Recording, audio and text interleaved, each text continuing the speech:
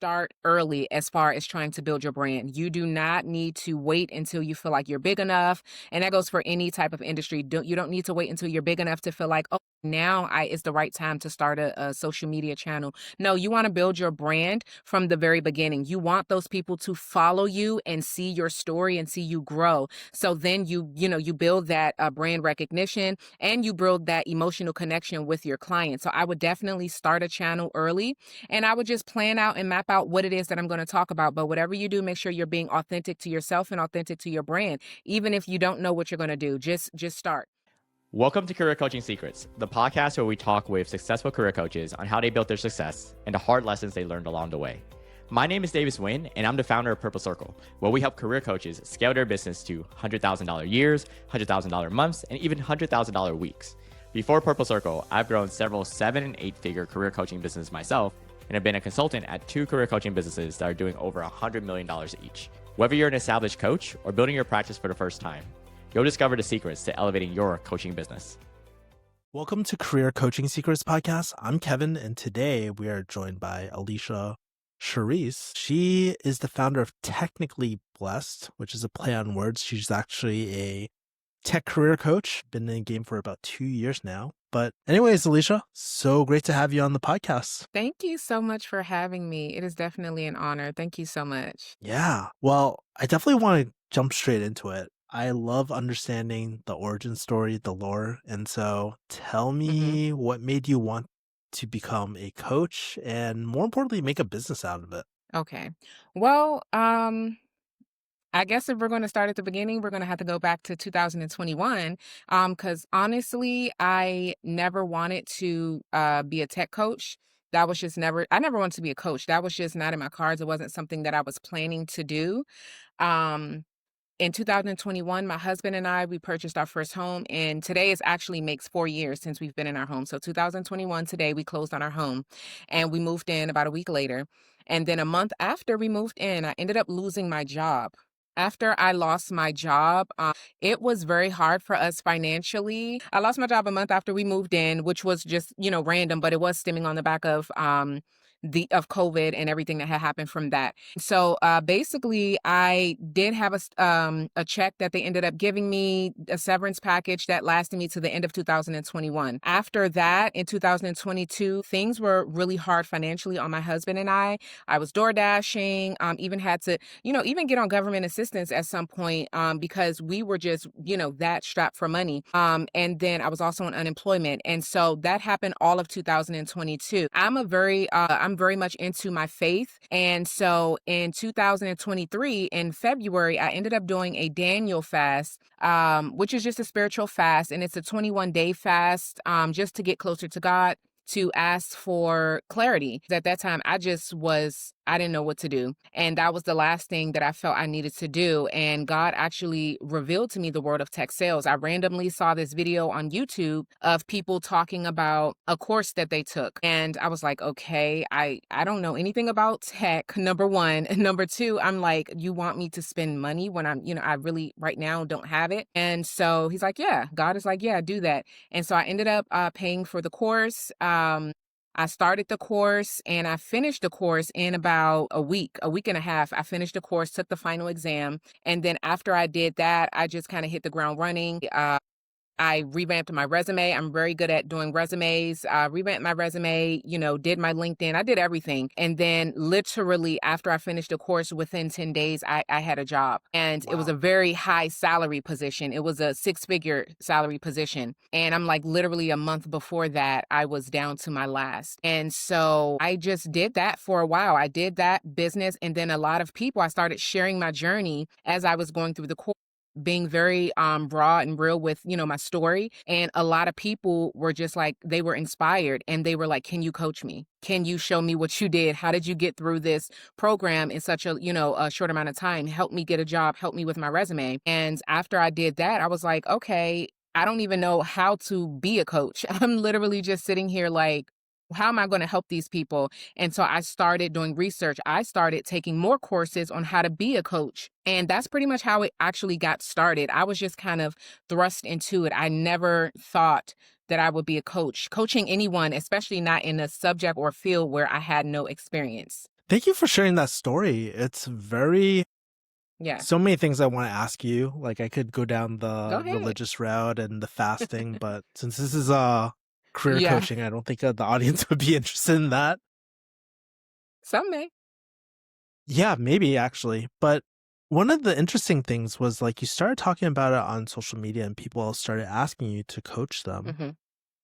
Can you tell me about like how people typically find you and work with Yeah. you, I guess? Like what does your marketing look like? Yeah, so I started off on YouTube because during the time that I was doing the fast, like I said, God told me to start a YouTube channel, and I had been wanting to start YouTube for a few years. Everyone wants to be on social media, and I just couldn't get my rhythm going. But for some reason, when I started this channel, even with the little amount of followers that I had, there was so much engagement because people, were in similar situations as me. And so my story was inspiring. And yeah, I started off on YouTube. People started reaching out. And then the company that I actually took the course from, which is Course Careers, they actually wanted me to start promoting, the company as well, promoting the course. And so then I went to TikTok. I didn't have a TikTok, Mm, at that time. And they were like, yeah, create a TikTok and we'll help you. And I just moved to TikTok. And so I was kind of, back and forth between YouTube with the long form and then TikTok with the short form. And then once I did TikTok, it just kind of blew up. Like my videos were, mm, I had so many viral videos just from me, talking about my experience. And so in doing that, I said, okay, now I have my link in bio. Let me, create like create a landing page for everyone to come to. That's when I started saying, okay, I have to, try to take this serious so that it looks professional and people don't just think I don't know what I'm doing. So at that point, I started taking it really serious. mm. Interesting. Yeah. And it sounds like you had a pretty healthy flow of people who are interested, and are probably Hmm. still interested. Are you at the point Yes. where you're like turning down people or like, yeah, like what does that look like right now for you? Yeah, honestly, so earlier, I would say actually, yeah, earlier this year, I had some other ventures that I was, tapping into, and I actually had to like shut my calendar down for like a whole month because Mm, I had other things that I needed to get to, but because people, wanted me to either coach them, do resumes, because again, I pivoted to not just doing coaching, I also was doing resume writing and then also helping people optimize their LinkedIn profiles. So that takes time. And I am not a person, if I say I'm going to do something, I'm going to do it to the best of my ability 100%. And so I didn't want to shortchange people, especially for the amount they were paying me. And so at that point, I just shut some of my coaching and everything down for like a month because I had to focus on something else. But even now, I mean, from my old videos, like my very first, few videos on YouTube, people are still commenting, how do I get into tech? What can I do? And I'm constantly, like, hey, check my link or do this, do that. But even when people randomly ask me questions, I try my hardest to answer their questions as fastly and as authentically as I can, efficiently, I should say, as I can, just because I would want someone to help me if I was in that situation. I see. Have Yeah. you, and one of the things I'm like really curious about since you kind of started out, it's probably still fresh on your mind. It's like when you were structuring your different coaching offers, right? Mm-hmm. You don't have to give exact numbers or anything like that, but how did you Mm-hmm. come up with the pricing for your different offers that you had as well? Like, I know some coaches, they do hourly, others do Yeah. for a certain duration of time, some do value-based pricing. Like, where do you Yeah. kind of, how did you figure out your pricing? So, well, first of all, I don't know if I would tell people to do this, but again, this is coming from someone who had no coaching background. I first went to Google and I was like, okay, what are coaches in my field getting paid? And I'm not saying it's a bad thing to do, but again, it really just depends because there are some people who have 10 years experience and then I'm just coming in the game. So I can't just go and start charging people, all this money. And they're just like, you don't even have that much experience. So for me, I tried to find a medium of some. who, had a little, I had a good amount of experience for what they were asking me for. And then I took that information and I just said, what kind of packages can I create for them? Now, initially I first started just doing coaching. That was my thing. I just did 1 hour coaching. And that I just, came up with a number that I felt was fair because I had to also take into account the people that were going to be purchasing my course. If they were similar to my situation, they didn't have tons of money, but again, this is a business mindset. So you still have to take that into account because it does cost to run a business. And I learned that very quickly. So I just kind of took into account, again, my target client and then also my experience level and what the value of what they were going to be paying for. And I took that into account. I just created initially the first 1 hour course. Also, I will say what was driving more traffic as well was the company I worked for. I really do love the company because they did allow me to do free coaching on their platform. And then in the free coaching, which I would do like once a week, in that free coaching, after I would do that, it would drive people to my platform, my paid course. So what I would Ecosystem. tell people, yeah, my paid program. So what I would tell people is, you may not have that same situation as me, but always start with the free offer. Start with something free that can draw people in and then, allow them to get a taste of what it is that you can offer them and then lead them to whatever your paid offer is. Yeah, and it's interesting because I'm kind of interested in your containers, right? You mentioned that you used Hmm. to do 1 hour calls. I know Yeah. some other coaches, they like group coaching and stuff. Like, what do your different coaching containers look like at this point in Yeah. time? So at this point, I am still doing the individual coaching. When I was doing the free coaching for the company I took the course with, that was group coaching. I will say I did enjoy group coaching and I am considering doing group coaching again. Number one, because as I grow as a coach, it is very time consuming to do a lot of 1 hour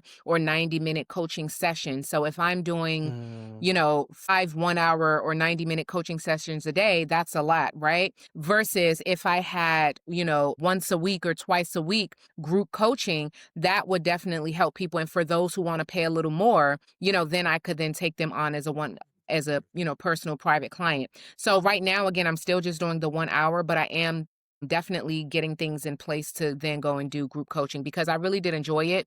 And I feel like people get to answer their questions and again, get a feel for what you can do. And if they want to work with you and pay a little bit more, then they have that option. Also, I'm very curious about this because Hmm. you mentioned wanting to do group coaching and kind of like scale, I like almost multiply yourself, I guess. So I guess Hmm. like where do you want this coaching business to take you in the next few years? Do you have any like secret dreams, big ambitions no one knows about? I do. And I really do want this business to reach a lot of people.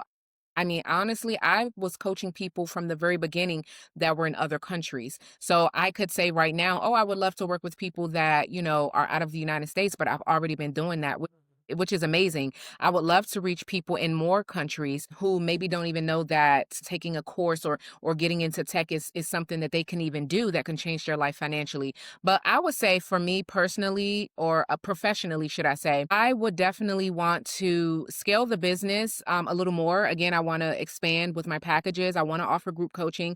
I do want to, and with that, there are going to be some increases in pricing because I am going to be adding more value to what the clients are going to be getting. But I would definitely love to, be on a bigger platform, I guess, and reach more people. If that, Mm. yeah, if that makes sense. I definitely want to just kind of grow and expand and just reach more people.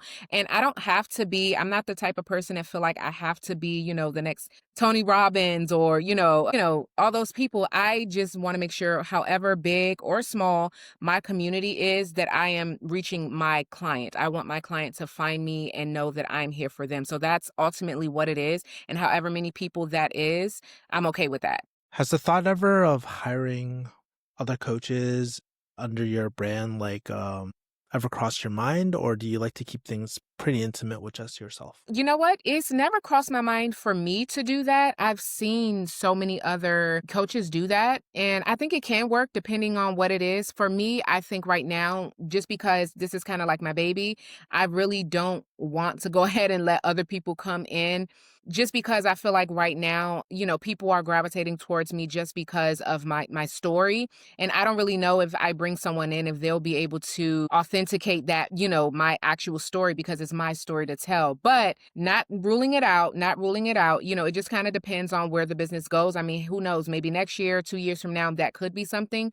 But right now, I think just because of the way my clients gravitate towards me, I think that they're looking for me to be the one to be able to coach them. And I'm okay with that right now. Yeah. Yeah. And I guess in your season of your business right now, what are some challenges, bottlenecks that you're noticing right now that most people wouldn't know that you're going through? I would definitely say that no business is all sunshine and rainbows, but definitely when you are an entrepreneur, and this is my primary source of income, I make my money online. And I would definitely say there are a lot of highs and lows when it comes to the finances because there's no guaranteed income. 1 month, you may think you're doing everything right and you made, no money. And then the next month, you switch up one thing and then all of a sudden, you're making double what you made. And so it's just for me trying to find that balance and trying to find that, point where I'm like, okay, if I just consistently do this, at least I'll know that I'll make a certain amount a month. Right now, I would say my biggest challenge is making sure that I'm making a certain amount a month, but I don't want that to, how should I say this? I don't want the finances to kind of override the emotion and everything behind what I stand for and what my business is for. But I will definitely tell people steady income, you're going to have to really work on that and make sure you're doing everything you're supposed to do to make sure you're at least hitting your bottom line every month. Yeah, there's this famous Peter Drucker quote that I love, and it says, all profits derive from risk. And as a business Mm, owner, we take on the inherent risk of mhm, starting a business. And mhm. it's easy during those low revenue months to be like, oh my God, I wish I was still at my 9 to 5 job. Well, the paycheck of a 9 to 5 job. But Right. yeah, it's just really interesting. Yeah. I agree. Um, let's move on to the next segment. I do like to play a game. I'm always Okay. very curious about people's it's called good investment, bad investment. And so I'm very curious Mm, about the best thing you spent your money on for your coaching business and the worst mm. thing that you wish you could get your money back from your coaching business as well. Ooh. It could be coaching, training, team members, masterminds, anything that you spent. Yeah. But what is your best investment and worst investment? Okay, I'm going to say the worst investment I would say was the worst investment was I didn't do enough research on an editor that I had hired to edit some of my videos because, when you have a lot on your plate, you want to start outsourcing and start delegating things. And so I hired an editor and he just randomly honestly found me through, he sent me an email and I looked at the work that he sent me instead of actually doing more research. And I hired him and I literally had a schedule of when my videos are supposed to go out, everything. And I sent him the videos and I'm literally waiting.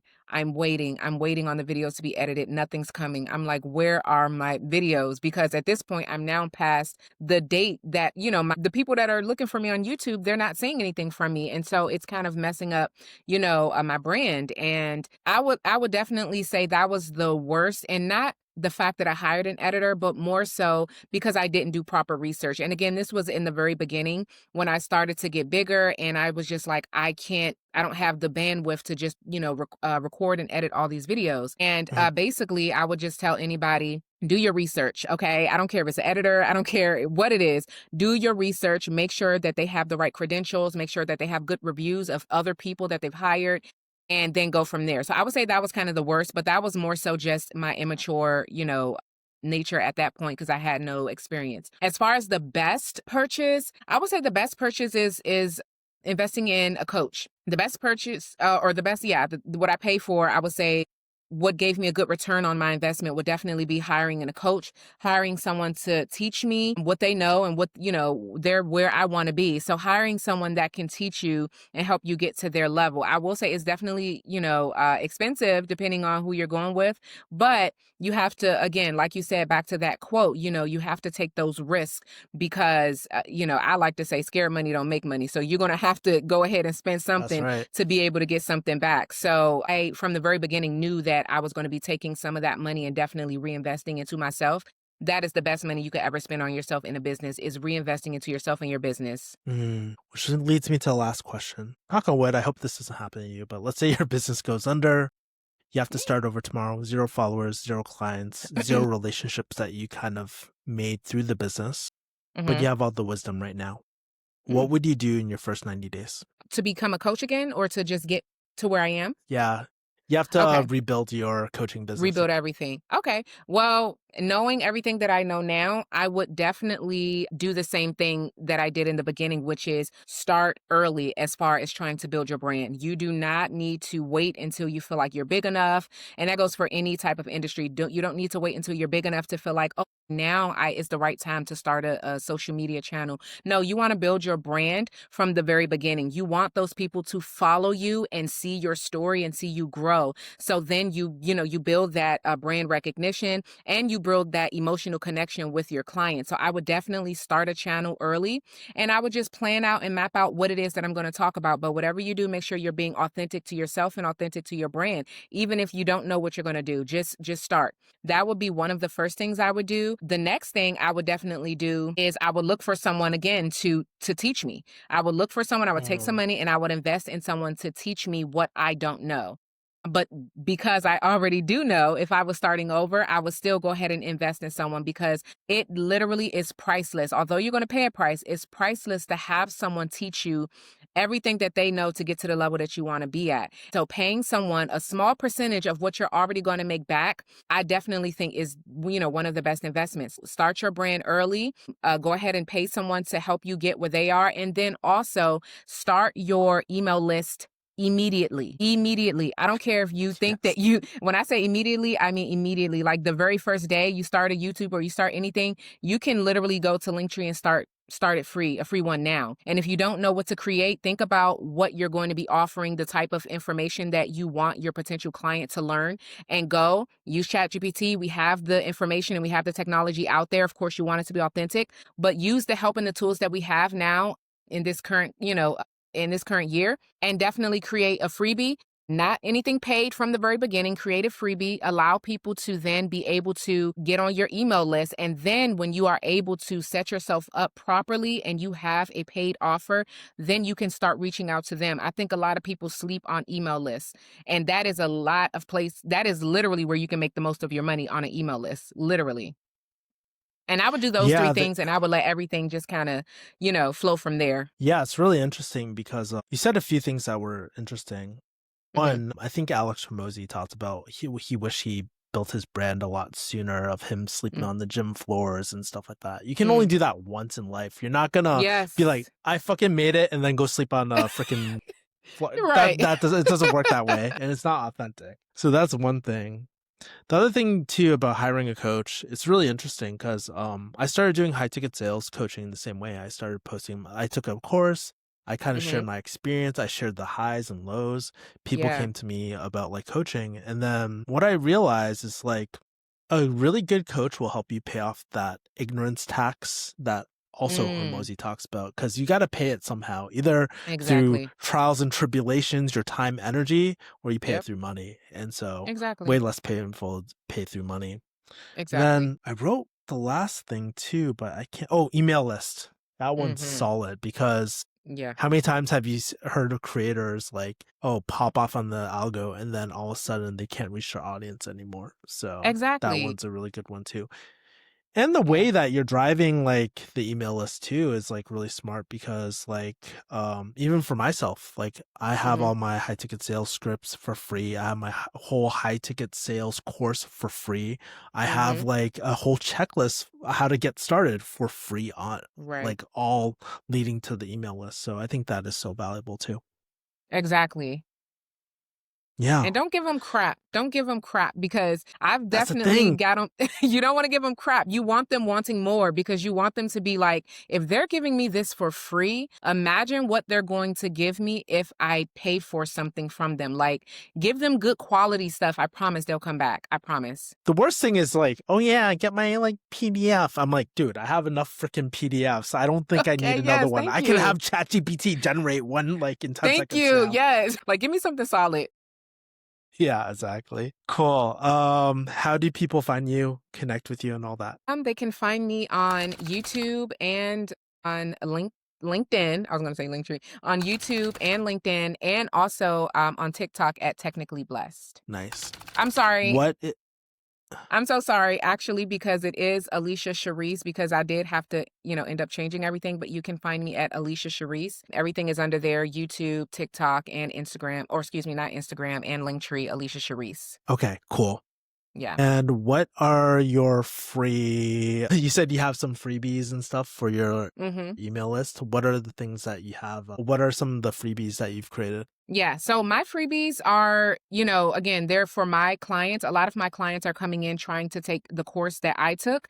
And a lot of my freebies are helping them get through the course. So we have, there's a final exam that we have to end up taking. So I literally gave them all of the tips and the information and things that they need to study to pass the final exam on the first try. I have that for free. Also, in the course, they do recommend specific books that you need to, read.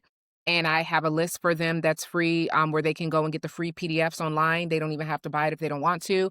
But I also do have the link for them to go and buy it if they want to. But I have the free audio versions for them, so they can just listen to it. And what else? I also do have, because I do resumes as well, so I do have some free resume templates, but then I also have the paid ones, but I do just have some free ones for those who just want to get something, and just hit the ground running. So yeah. The reason why I said that too is because I found out our demo that listens to this podcast. You think it's all other coaches, but it's actually some people are looking for coaches, which is blows my freaking Okay. mind. Yeah, so that's why I was like, That's you gotta cool. drop that. Yeah. Yes, that's cool. I love it. Anyways, Alicia, so great having you on the podcast. Thank you. Learned a lot, not only about coaching, but also like the marketing fundamentals and stuff. And it's really refreshing seeing someone just do everything right straight from the beginning. So, and thank you for that initial story about like the fast and like talking to God and stuff like that. I think more of Yeah. those stories are actually really needed as well. So thank you so Yeah. much. Thank you. Thank you for having me. I really appreciate it. Thank you. Hopefully get you for part 2 when you're like more season. I'm very curious about your next season of Yeah, I of think that would be coaching and great. stuff. Yeah. Oh yeah, definitely. Part 2 coming soon, guys. That's it for this episode of Career Coaching Secrets. If you enjoyed this conversation, you can subscribe on YouTube, Spotify, Apple Podcasts, or wherever you're listening to this episode to catch future episodes. This podcast was brought to you by Purple Circle, where we help career coaches scale their business to $100,000 years, $100,000 months, or even $100,000 weeks, all without burning out and making sure that you're making the impact and having the life that you want. To learn more about our community and how we can help you, visit joinpurplecircle.com.